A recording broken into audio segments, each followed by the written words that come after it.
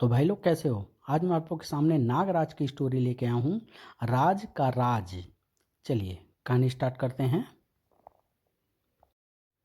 मुझे रोकने की बेकार कोशिश मत करो नागराज, वरना राज का राज जानने की कोशिश में तुम यमराज के पास पहुंच जाओगे। पर हाँ, अगर तुम अच्छे बच्चे बन कर रहे तो मैं तुमको कुछ दिनों तक और जिंदा रहने दूंगा, ताकि तुम यह देख सको कि कैसे फैलता है इस दुनिया पर राज का राज। सुबह का समय बड़ों के लिए एक कप चाय की चुस्की लेते लेते समाचार पढ़ने या देखने के लिए होता है। कल देर रात मुंबई के अधिकतर इलाकों में विद्युत आपूर्ति बाधित रही। एक सरकारी विज्ञप्ति के अनुसार ऐसा मुंबई के पास स्थित तारापुर एटॉमिक संयंत्र में कुछ तकनीकी खराबी आ जाने के कारण हुआ। यही रिपोर्ट हमारे पास भी आई थी, पर पेपर में तो कुछ और ही निकला है। मैं भी तो देखूं जरा कि पेपर वाले क्या कहते हैं। ओह नागराज, मैं पढ़कर सुनाती हूँ ना।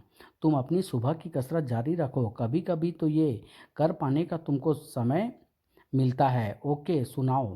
पेपर वालों के अनुसार तारापुर संयंत्र से परिष्कृत यानी प्यूरिफाइड यूरेनियम की छड़ें रहस्यमय ढंग से गायब हो गई है। इसका भी पता नहीं चला कि चोर कहाँ से आए और किधर गए। या तो ये अफवाह है भारती, और अगर इसमें सच्चाई है तो फिर ये तारापुर संयंत्र से संबंधित ही किसी कर्मचारी का काम है। मैं तो ममता मैं तो मानता हूँ कि यह अफवाह ही हो, वरना अगर ये बात सच है तो मामला गंभीर है, क्योंकि इस प्रकार से ये यूरेनियम उन आतंकवादी गुंडों के हाथ में भी जा सकता है जो एटम बम बनाकर दुनिया को बंधक बनाकर रखने का इरादा रखते हैं। ऐसी कोशिश पहले भी की जा चुकी है। तुमको तो एक बार भी तुमको तो एक भी खबर सुनाओ तो तुम उसमें अपराध, आतंकवाद और खतरा ढूंढने लगते हो। अरे बाबा, ये अफवाह ही है। अब जल्दी से नहा धो लो। याद है या नहीं कि आज महान नागराज को उस बिल्डिंग स्कूल का उद्घाटन करना है जिसे भारतीय कम्युनिकेशन ने सड़क पर रहने वाले अनाथ बच्चों के लिए बनवाया है। मुझे याद है भारती, क्योंकि मैं अपने आप को भूल सकता हूँ पर बच्चों को कभी नहीं भूल सकता, क्योंकि बच्चे ही इस दुनिया को वह रास्ता दिखाएंगे जिस पर से भटक कर यह दुनिया न जाने कहाँ जा रही है। लेकिन बच्चों को वह रास्ता ढूंढने योग्य बनाना हमारी जिम्मेदारी है। तुम बोर्डिंग स्कूल पहुँचो, नागराज भी पीछे पीछे वहाँ पहुँच जाएगा। टाइम से पहुँच जाना। भारतीय कम्युनिकेशन के इस कदम ने सामाजिक सेवा के क्षेत्र में हलचल मचा दी थी। मिस भारती, आपने इस स्कूल को बनाने में करोड़ों रुपए खर्च किए हैं। क्या आपको लगता है कि फुटपाथ पर रहने वाले ये आवारा बच्चे इन लायक हैं कि इन पर इतना खर्च किया जाए? सबसे पहले तो मुझे आपकी भाषा पर आपत्ति है, इसे सुधारिए। और रही लायक होने की बात, तो इस बात की गारंटी तो आप अपने बच्चों की भी नहीं ले सकते कि वह पैसे खर्च कराने लायक है या नहीं। हम तो इन बच्चों को ज़िंदगी में बेहतर मौके देने का प्रयास कर रहे हैं, और मुझे पूरा यकीन है कि इनके अंदर छिपी प्रतिभा एक दिन इस दुनिया को संवारेगी। वाह भारती, खूब कहा। तुम्हारा विश्वास और लगन देखकर मुझे भरोसा हो गया है कि तुम्हारी मेहनत जरूर सफल होगी। नागराज हुर्रे, तुम भी हमारे साथ यहीं दाखिला ले लो नागराज। अनाथ तो मैं भी हूँ भाई, पर मैं ज़रा ओवर एज हो गया हूँ, उम्र में ज़्यादा बड़ा। इसलिए मेरे बदले की पढ़ाई भी तुम लोग ही कर लेना। अब इस भविष्य धाम का उद्घाटन करो नागराज, सब लोग इंतजार कर रहे हैं। रिबन कटते ही वातावरण तालियों की गड़गड़ाहट से गूंज उठा। वाह नागराज, ऐसा उद्घाटन सिर्फ तुम ही कर सकते हो।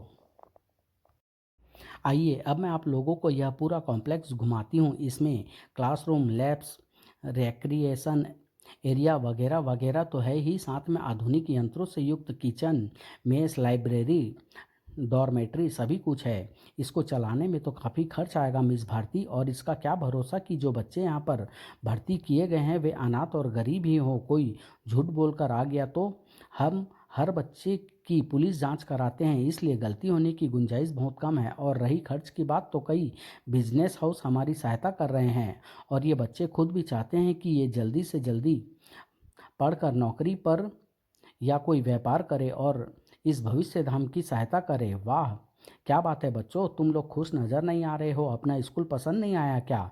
पसंद तो आया नागराज, लेकिन एक खास चीज़ तो है ही नहीं। कौन सी चीज़? झूले। ओ हाँ, झूले वाले ने तो परसों का वादा किया है। अब क्या करूं? बच्चों की यहाँ पर शुरुआत ही नाराज़गी से नहीं होनी चाहिए। बच्चों, तुम लोगों को सांपों से डर तो नहीं लगता? लगता है, पर तुम्हारे सांपों से नहीं लगता नागराज। तब तो काम बन गया। और कुछ ही देर बाद सभी बच्चे अपने मनपसंद झूलों का आनंद ले रहे थे। थैंक यू नागराज, मैं तुम लोगों का दोस्त हूँ बच्चों, और दोस्ती में थैंक यू बोलने की कोई ज़रूरत नहीं है। अमेजिंग, वाओ, देख देख रहा हूँ पर यकीन नहीं हो रहा है। अब समझा कि नागराज से बच्चे इतना प्यार क्यों करते हैं। Nagraj is superb. नागराज के लिए इस प्रशंसा का कोई मूल्य नहीं था। उसे खुशी थी तो सिर्फ एक बात की, चलो बच्चे खुश हो गए, वरना उनका दिल खराब हो जाता और पढ़ाई में ध्यान नहीं लगता। पर ये खुशी पल पर ये खुशी के पल ज़्यादा देर तक नहीं टिके। ओह, झूला टूट रहा है, नागराज बचाओ। सिर्फ झूले जमीन के कांपने की वजह से टूट रहे हैं, भूकंप आ रहा है। जमीन की थरथराहट ने सभी को भूमि पर ला पटका, परंतु जमीन पर गिरकर बचना भी मुश्किल हो रहा था। आह, जमीन तो गर्म तवे जैसी तप रही है। इसमें दरारें भी पड़ रही है। जमीन टूट कर टुकड़े टुकड़े हो रही थी और अंदर न जाने कहां से आ रही गर्म वायु का प्रेशर जमीन के उन टुकड़ों को खिलौने की तरह हवा में उछाल रहा था। नागराज बचाओ। घबराओ नहीं बच्चों, मैं तुमको कुछ नहीं होने दूंगा। शुक्र है कि स्कूल की इमारत मजबूत बनी है, इसलिए ये भूकंप के झटकों को सह गई और मुझे सर पर रस्सी अटकाने की जगह मिल गई। जल्दी ही भूकंप के झटके खत्म हो गए, पर जमीनी टुकड़ों का उछलना जारी था। भारती, तुम सभी को लेकर स्कूल के अंदर जाओ। वहाँ की सीमेंट के फर्श में दरारें नहीं पड़ी है। ओह, यह कैसा भूकंप था जिसने जमीन को गर्म कर दिया। भूकंप के कारण पृथ्वी के केंद्र का लावा ऊपर तक आ गया होगा। भारती, न जाने इस भूकंप ने इस क्षेत्र में कहाँ कहाँ पर तबाही मचाई होगी। मैं अभी अपने जासूस सर्पों के मानसिक संपर्क करके इस क्षेत्र में हुई तबाही का जायजा लेता हूँ। नागराज ने जासूस सर्पों से संपर्क किया और उसे चकित हो जाना पड़ा। यह कैसे हो सकता है? क्या हुआ नागराज? काफी जासूस सर्पों का कहना है कि भूकंप तो आया ही नहीं, मैंने शहर के हर कोने से संपर्क किया था। सिर्फ एक दो और इलाकों में ही झटके महसूस किए गए हैं। अरे, ऐसा कैसे हो सकता है? भूकंप ऐसे छोटे छोटे इलाकों में नहीं आते हैं। यस मिस भारती, नहीं आते। इसका मतलब यही हो सकता है कि जमीन की यह थरथराहट भूकंप के कारण नहीं थी, इसका कारण कुछ और ही है। क्या कारण नागराज? नागराज, वो देखो, यह रहा तुम्हारा कारण मिस भारती। विशालकाय बिच्छू, बट दिस इज इम्पॉसिबल। बिच्छू इतने बड़े नहीं होते। जमीन के गर्म होने और इस बिच्छू में कुछ संबंध हो सकता है भारती। मैंने सुना है कि ज्वालामुखी से निकलने वाली गैसों के अद्भुत मिश्रण प्राणियों पर आश्चर्यजनक असर करते हैं, पर इस वक्त इस बात पर रिसर्च करने का कोई मतलब नहीं है, क्योंकि फिलहाल इस बिच्छू को रोकना ज़्यादा जरूरी है। आगे कदम बढ़ाते ही नागराज को पीछे हट जाना पड़ा। ओह, जमीन से या हवा से, यह तो किसी भी रास्ते से मुझे अपने पास भटकने नहीं दे रहा है। तीसरे रास्ते का इस्तेमाल करना पड़ेगा, जमीन के नीचे के रास्ते का। नागराज के सर्प सुरंग खोदते हुए और नागराज जमीन के अंदर घुसता चला गया और इस सुरंग के रास्ते वह एक दूसरी सुरंग में जा निकला। ओह, यहाँ पर तो बहुत गर्मी है, शरीर झुलसता सा लग रहा है। यह जरूर वही सुरंग है जिसको बनाता हुआ यह बिच्छू यहाँ तक आ पहुँचा है।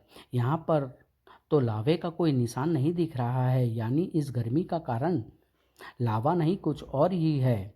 लेकिन इस असहनीय गर्मी का और क्या कारण? ओफ, एकाएक कमजोरी लग रही है। मुझे आभास हो रहा है कि मेरे शरीर के सूक्ष्म सर्प मर रहे हैं। शायद ऐसा इस तीव्र गर्मी की वजह से हो रहा है।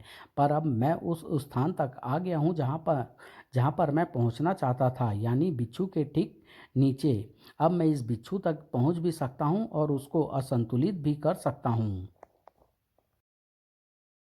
अगले ही पल नागराज का भीषण वार बिच्छू के शरीर से आ टकराया और नागराज चीख उठा। इसका शरीर तो स्टील से भी ज्यादा कड़ा है। पल भर के लिए नागराज की चीख थमी और फिर से शुरू हो गई। इसके डंक ने तो मेरे शरीर में तेज जलन पैदा कर दी है। अब नागराज असंतुलित था और हमला करने की बारी बिच्छू की थी। इसका शिकंजा भी काफी मजबूत है, मेरी हड्डियां कड़कड़ा रही है। पर इसकी इस हरकत ने मुझे भी वार करने का मौका दे दिया है, क्योंकि अब मैं इसके मुंह के काफी पास हूं। पर इससे पहले कि ये मुझ पर आग उगले, मैं इस पर विष फूंकार छोड़कर इच्छाधारी शक्ति का प्रयोग करके आजाद हो जाऊंगा। नागराज की घातक विष फूंकार ने बिच्छू के दिमाग को घुमा कर रख दिया था और अब वह आधी बेहोशी की हालत में वार कर रहा था। अब तो यह ज्यादा खतरनाक हो गया है। अब यह बिना सोचे समझे वार कर रहा है और इसके अग्नि गोले इधर उधर टकरा कर तबाही फैला रहे हैं। अब इसकी आग को मैं रोकूं तो कैसे? इसका मुंह सर्प सेना से भरने की कोशिश करूंगा तो यह आग उनको ही जला डालेगी। आग का मुकाबला आग ही कर सकती है, पर मैं आग कहाँ से लाऊंगा? नागराज के इस सवाल का जवाब उसे उन विशेष नागफनी सर्पों से मिला जिनको देवकालजयी ने नागराज को उपहार स्वरूप देते हुए बताया था कि इन सर्पों की विशेषताएं उसको समय समय पर पता चलती रहेगी। तुम आग का जवाब आग से दे सकते हो नागराज। इन ध्वंसक सर्पों के जरिए जिनको हम अपने शरीर से पैदा करते हैं, ये ध्वंसक सर्प क्या करते हैं नागफनी? ये अपने निशाने पर जाकर विस्फोटक की तरह फटते हैं नागराज। चूंकि इनको हम सीमित संख्या में ही पैदा कर सकते हैं, इसलिए तुमको जब कभी भी इनका प्रयोग करना हो तब सोच समझ कर ही करना। फिलहाल तुम इनकी आँख का प्रयोग इस विशालकाय बिच्छू की आँख को काटने के लिए कर सकते हो। नागराज को एक नया प्रलयंकारी शस्त्र मिल गया था और वह पहली बार इस शस्त्र का प्रयोग करने जा रहा था। असर घातक था। बिच्छू के पैर जमीन से उखड़ गए, लेकिन इस हमले ने अर्धमूर्छित बिच्छू के क्रोध को भी जगा दिया और उसकी बचाव करने की प्रवृत्ति को भी। वह तुरंत अपने संभावित हमलावरों की तरफ मुड़ गया। उसका वार ध्वंसक सर्पों की तरफ बढ़ा तो जरूर, लेकिन उसके वार में वह क्षमता नहीं थी जो ध्वंसक सर्पों के वार में थी, रास्ता बदल सकने की क्षमता। ध्वंसक सर्प बिच्छू के खुले मुंह में घुसते चले गए और बिच्छू के मुंह के कोमल आंतरिक अंग यह धमाका नहीं झेल सके। एक तेज आवाज के साथ बिच्छू धराशायी हो गया। आग द्वारा आग को काटने की योजना सफल हो गई थी। वाह नागराज, तुम्हारी यह शक्ति तो मैंने पहले कभी नहीं देखी। मैंने भी नहीं देखी थी मिस भारती। खैर चलिए आगे के कार्यक्रम जारी रखे जाएं। यह खामोखा का व्यवधान तो दूर हुआ, पर अब इस बिच्छू का क्या करें? इसको चिड़ियाघर में भेजें या म्यूजियम में? यहाँ पर तो छोड़ नहीं सकते। इसको किसी बायोलॉजिकल रिसर्च लैब में भिजवाना पड़ेगा मिस भारती, क्योंकि यह जानना बहुत ज़रूरी है कि यह आखिरकार इतना विशालकाय हुआ कैसे और इसके अंदर आग फेंकने की शक्ति कैसे आई? तुम कह रहे हो थे कि यह शायद ज्वालामुखी की गैसों के कारण हो। कह तो रहा था, पर मुझे जमीन के नीचे कहीं पर भी लावे का कोई निशान नहीं मिला। हालांकि इसके द्वारा बनाई गई सुरंगों में गर्मी बहुत थी। इसका रहस्य जानना ही होगा मिस भारती। बिच्छू का रहस्य जानने की चेष्टा में उसको महानगर की यूनिवर्सिटी की बायो रिसर्च लैब में भिजवा दिया गया। दिल से छेद करके इतने खून का सैंपल लेना पड़ा है। मुझे ऐसा लगा जैसे पत्थर में से खून निकाल रहा हूँ, और इसका खून भी लाल नहीं गुलाबी निकला है। आप खून को रो रहे हैं मिस्टर वैद। इसको बेहोश रखने के लिए मुझे 4 घंटे में इतनी एनेस्थीसिया देनी पड़ी है कि उससे कम से कम 200 लोग 2 दिन तक बेहोश रहते हैं। ओह, अब कुछ कुछ समझ में आ रहा है। क्या समझ में आ रहा है? इस बिच्छू का खून गुलाबी होने का कारण है इस खून में श्वेत कणों की बहुतायत होना। और ऐसा सिर्फ तभी होता है जब किसी जीवित प्राणी को रेडियोधर्मी यानी रेडिएशन युक्त वातावरण में रखा जाए। अच्छा। और शायद यही कारण है कि इसके विशालकाय होने का, क्योंकि कई बार रेडिएशन के असर से जीवित कोशिकाएं बहुत तेजी से संख्या में बढ़ती है। पर यह रेडिएशन युक्त वातावरण में कहाँ पर रहा होगा? शायद महानगर के पास वाले नरोरा न्यूक्लियर पावर स्टेशन में। हमको उनसे संपर्क करना चाहिए। महानगर की बाहरी सीमा पर स्थित नरोरा पावर प्लांट में वैसे ही हलचल मची हुई थी। ओ माय गॉड, अब यह महानगर में भी हो रहा है, यानी हमारे न्यूक्लियर प्लांट पर भी खतरा आ सकता है। हाँ सर, ऐसा ही घटनाक्रम दूसरे शहरों में भी स्थित न्यूक्लियर पावर प्लांटों के साथ घटा था। पहले तो उनके पास वाले शहरों में ऐसे छोटे छोटे इलाकों में भूकंप आए और फिर आई नो ऐसा करो, सिक्योरिटी बढ़ा दो और रेड अलर्ट घोषित कर दो। इसमें कुछ नहीं होगा सर। बाकी न्यूक्लियर प्लांट वालों ने भी ऐसा ही सिक्योरिटी इंतजाम किया था, पर कुछ फ़ायदा नहीं हुआ। ओ माय गॉड, अब मैं क्या करूं? हेलो, डायरेक्टर शर्मा बोल रहा हूँ। आप यूनिवर्सिटी बायो रिसर्च लैब से बोल रहे हैं, तो मैं क्या करूँ? अच्छा, हाँ ठीक है। व्हाट? ओह, यह तो अच्छी खबर है। हाँ, आप उस बिच्छू को अभी वहीं रखिए, हम उसे वहीं पर आकर देख लेंगे। Okay okay. क्या बात है सर, आप एकाएक खुश क्यों हो गए? समस्या का हल मिल गया। फड़के, तुम तुरंत नागराज से संपर्क करो, वह करेगा हमारी समस्या का समाधान। पर नागराज मिलेगा कहाँ पर? अब मैं सड़क पर जाकर नागराज नागराज चिल्लाऊं क्या? गुड आइडिया, नागराज सुन लेगा। कहते हैं कि उसके हजारों कान हैं। अब जाओ, देर मत करो। फाड़के के पास आदेश मानने के अलावा और कोई चारा नहीं था। क्या बेवकूफ़ी है ऐसे नागराज नागराज चिल्लाने से। मुझे नागराज पागल समझकर पत्थर फेंकेंगे। खैर, ऑर्डर इज ऑर्डर चिल्लाता हूँ। नागराज के हजारों कान में से एक कान वहीं पर मौजूद था। वह कान यानी जासूस सर्प अपने सर को एक खास अंदाज में जमीन पर पटकने लगा और उसमें से मानसिक संकेत निकलकर महानगर को पार करते हुए नागराज के मस्तिष्क को खटखटाने लगे। मैंने चूड़ी है खनकाई, अब तो आजा हर जाई। मुझे जाना होगा भारती, कोई मुसीबत में मुझे पुकार रहा है। प्रोग्राम बीच में छोड़कर। खैर, यह प्रोग्राम तुम्हारे काम से ज़्यादा महत्वपूर्ण नहीं है, जाओ। कुछ ही मिनटों बाद नागराज फड़के की पुकार का जवाब दे रहा था। कहो, मुझको कैसे याद किया? यहाँ पर मुझे कोई खतरा तो नज़र नहीं आ रहा है। यह तो सचमुच आ गया। वाह, खतरे ने ही तो हमको याद। मेरा मतलब मेरे बॉस डायरेक्टर शर्मा तुमसे मिलना चाहते हैं नागराज, इस प्लांट की सुरक्षा के विषय में। जल्दी ही डायरेक्टर शर्मा नागराज को एक संभावित खतरे के बारे में बता रहे थे। इस बात को गुप्त रखा गया है नागराज, पर कुछ पेपरों में छपी खबरें खबरें सच है। 2 न्यूक्लियर पावर प्लांटों से यूरेनियम की छड़ें गायब हुई है। छड़ें गायब कैसे हुई यह किसी को नहीं पता। चोर के आने का जाने का कोई निशान नहीं मिला है, पर दोनों प्लांट के पास वाले शहरों में यह हादसे होने से पहले छोटे छोटे इलाकों में ठीक वैसे ही भूकंप आए थे जैसे अभी महानगर में आए थे। हमको अभी अभी पता चला है कि तुमने उसका कारण वह बिच्छू खोज भी लिया और उसे काबू में भी कर लिया। यूनिवर्सिटी बायोलैब में हुए टेस्टों से ऐसे संकेत मिले हैं जिससे यह पता चलता है कि उस बिच्छू में रेडियो एक्टिविटी है। हमारे ख्याल से यूरेनियम की चोरी इस बिच्छू द्वारा ही की जा रही थी। अगर ऐसा है तो फिर यह खतरा तो खत्म हो चुका है। फिर आप मुझसे क्या चाहते हैं?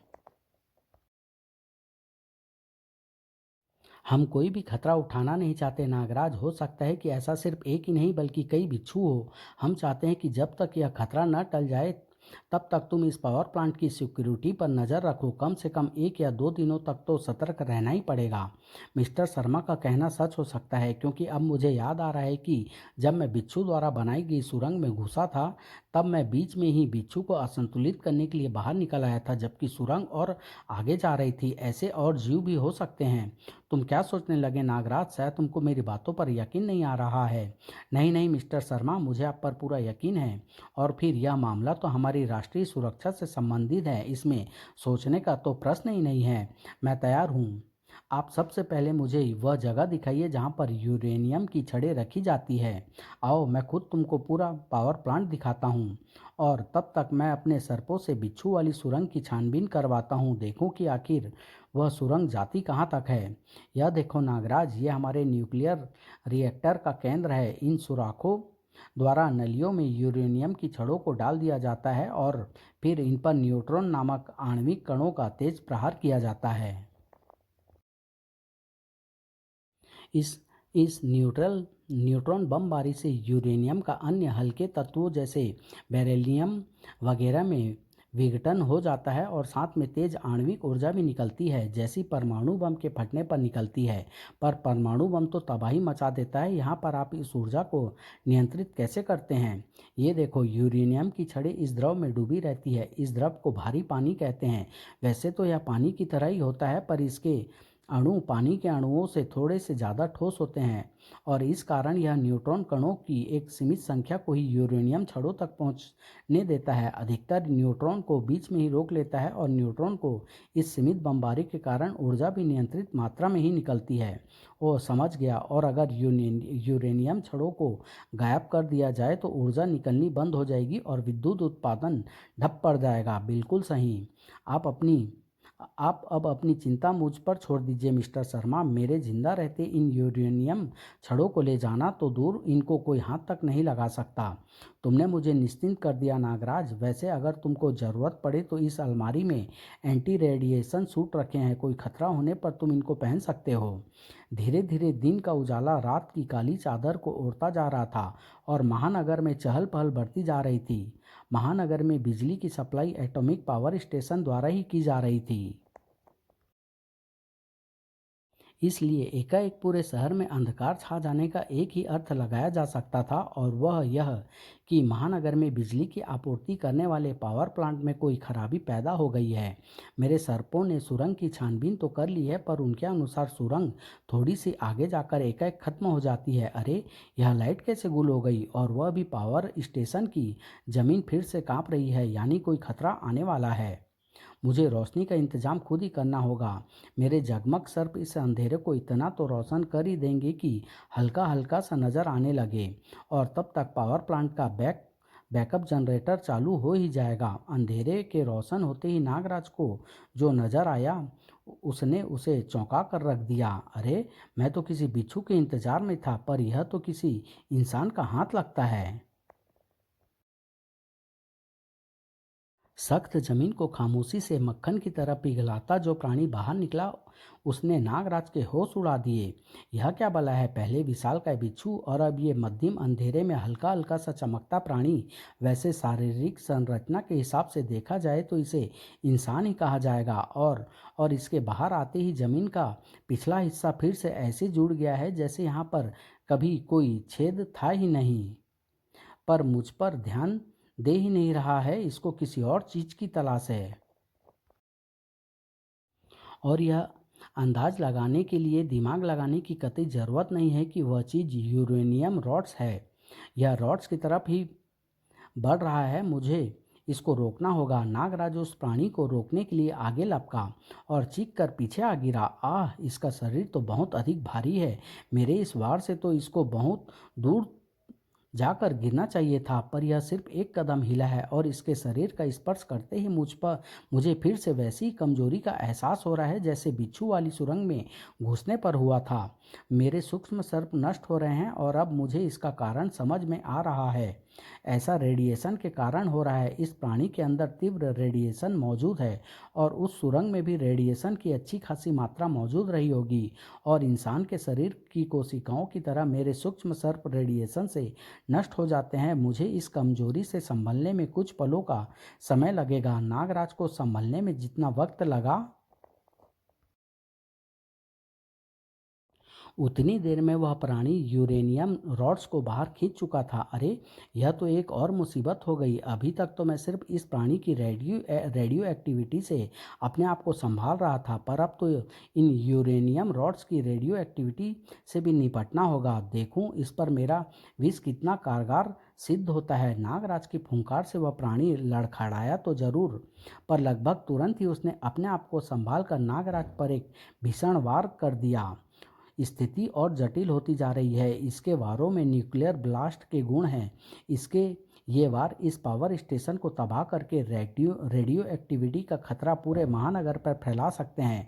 मुझे इसे यहाँ से दूर ले जाना होगा, और यह काम मैं सिर्फ यूरेनियम रॉड्स को अपने साथ ले जाकर ही कर सकता हूँ, वरना और कोई ऐसा कारण नहीं है जिससे ये मेरे पीछे आए। पर मैं यूरेनियम रॉड्स छूऊंगा कैसे? इसको छूते ही मेरे शरीर के सूक्ष्म सर्प मरने लगेंगे, और मैं कमज़ोर होता जाऊंगा। अभी से ही इसके वारों के कारण यहाँ पर रेडियो एक्टिविटी की मात्रा बढ़ रही है, और मेरी शक्ति क्षीण हो रही है। देखता हूँ कि ध्वंसक सर्प बिच्छू की तरह इस पर भी असर डाल पाते हैं या नहीं। ध्वंसक सर्प जाकर उस प्राणी के शरीर से लिपट गए, और फिर जब वे एक धमाके के साथ फटे तो उस प्राणी का शरीर भी टूट गया। वाह, ये ध्वंसक सर्प मुझे पहले क्यों नहीं मिले? नागराज की वह खुशी ज़्यादा देर तक कायम नहीं रही, क्योंकि अगले ही पल यह टूटकर जुड़ भी गया, और दोनों बार इसके शरीर से तेज आणविक ऊर्जा निकली। उस इस ऊर्जा को तो मैं सल्कों के कारण सह गया, पर आम इंसान को यह झुलसा कर रख देती। जैसे मेरे अंदर कणों को तोड़ने और जोड़ने वाली इच्छाधारी शक्ति है, वैसे ही इसके अंदर आणविक शक्ति है, यानी इसको नष्ट करने का तरीका सोचना बेकार है। इस पर काबू पाने का रास्ता ढूंढना होगा। पर सोचूं तो तब, जब रेडियो एक्टिविटी के कारण मेरी शक्ति का क्षीण होना रुके। आहा, वह एंटी रेडिएशन सूट, यह मेरी मदद कर सकता है, पर शायद यह प्राणी भी मेरी योजना को समझ गया है। यह मुझे उधर जाने ही नहीं दे रहा है। मैं इच्छाधारी कणों में बदलकर उधर जा तो सकता हूँ, पर इसकी आणविक शक्ति मेरे इच्छाधारी कणों के जुड़ने में रुकावट पैदा कर सकती है, लेकिन और कोई रास्ता नहीं है। मुझे यह खतरा मोल लेना ही पड़ेगा। नागराज ने मानवता को बचाने के लिए एक भयंकर खतरा मोल तो ले लिया था, पर इस खतरे को टाल पाना आसान नहीं था। उफ, आणविक ऊर्जा से भरे इस वातावरण में इस इच्छाधारी रूप में तैरना ऐसा लग रहा है मानो मैं गोंद की नदी में आगे बढ़ने की कोशिश कर रहा हूँ। यह आणविक ऊर्जा मेरे कणों को और तोड़ने की कोशिश कर रही है। पता नहीं मैं एंटी रेडिएशन सूट तक पहुँच पाऊंगा या नहीं। आणविक ऊर्जा से इस लड़ाई में जीत आखिरकार इच्छाधारी शक्ति की ही हुई। इच्छाधारी शक्ति के कण दरार में घुसते चले गए और सूट के अंदर घुसकर अपना वास्तविक आकार लेने लगे। अब नागराज उस प्राणी का सामना करने के लिए तैयार था। इस पोशाक के मास्क में छेद करने के बाद अब मैं हमला कर भी सकता हूँ और इसके विकिरण से बच भी सकता हूँ। अब मैं इसके संभलने से पहले यूरेनियम रॉड्स को बगैर किसी खतरे के उठाकर यहाँ से रफू चक्कर हो सकता हूँ, और इसकी बौखलाहट साफ बता रही है कि ये मेरे पीछे जरूर आएगा।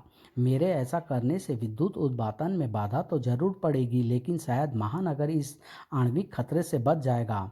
उस प्राणी को यूरेनियम रॉड्स के जोर पर खींचता हुआ नागराज शहर से दूर तो ले आया था, पर यह भूल गया था कि यह सूट विकिरण को रोक तो सकता है, पर आणविक वार की प्रचंड ऊष्मा को नहीं।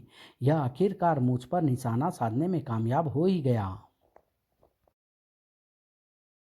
यूरेनियम रॉड्स के साथ साथ नागराज भी जमीन पर आ गिरा, और होश संभलते ही उसने जो दृश्य देखा उसने उसे चकित कर दिया। यह तो यूरेनियम की छड़ों को खा रहा है, यानी ये प्राणी यूरेनियम को खाने के लिए चुराता है, इसलिए ये आणविक ऊर्जा से भरा हुआ है। ये प्राणी नहीं, मुझे रिएक्टर बोल जहरीले, क्योंकि कुछ कमीनों की मेहरबानी से मेरा इंसानी शरीर चलता फिरता न्यूक्लियर रिएक्टर बन गया है।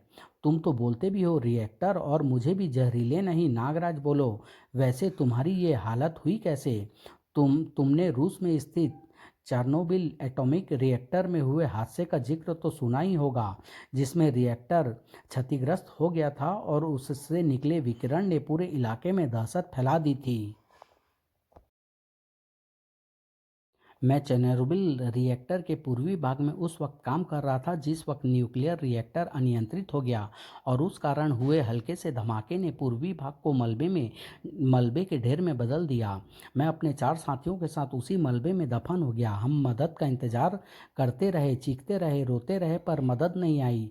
वहाँ पर फैली तेज रेडियो एक्टिविटी के कारण हर कोई वहाँ पर आने से डरता रहा।